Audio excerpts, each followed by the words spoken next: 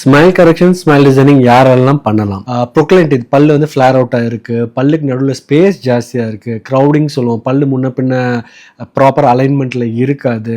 So இது மாத்திரம் இல்லாமல் சிரிச்சா கம்ஸ் நிறையா தெரியுது, லாங் டூத்தாக இருக்குது, சிரிக்கிறப்போ டூத்தே தெரியல, ரொம்ப ஷார்ட்டாக இருக்கிற மாதிரி இருக்குது, டிஸ்கலரேஷன் சொல்லுவாங்க, நார்மல் கலரை விட டீத் ரொம்ப அப்நார்மல் கலரில் இருக்குது. இவங்க எல்லாமே ஸ்மைல் கரெக்ஷன் ஸ்மைல் டிசைனிங் பண்ணிக்கலாம். ஒருத்தவங்களுக்கு இப்போ ப்ரொக்ளைன் டீத்தோ இல்லை ஸ்பேஸோ இருக்குன்னா அவங்க ஒரு சோஷியல் கேதரிங் போகிறப்போ நார்மல் பர்சன் மாதிரி அவங்களால இன்ட்ராக்ட் பண்ண முடியாது. ஸ்மைலை ஹைட் பண்ணிக்குவாங்க, இல்லைன்னா அமைதியாக உட்காந்துக்குவாங்க, யார்ட்டையும் பெருசாக இன்ட்ராக்ட் பண்ண மாட்டாங்க. ஸோ இந்த மாதிரி இருக்கிறவங்க என்னன்னா அவங்க செல்ஃப் கான்ஃபிடன்ஸ் லெவல் நல்லாவே அவங்களுக்கு அஃபெக்ட் ஆகும்.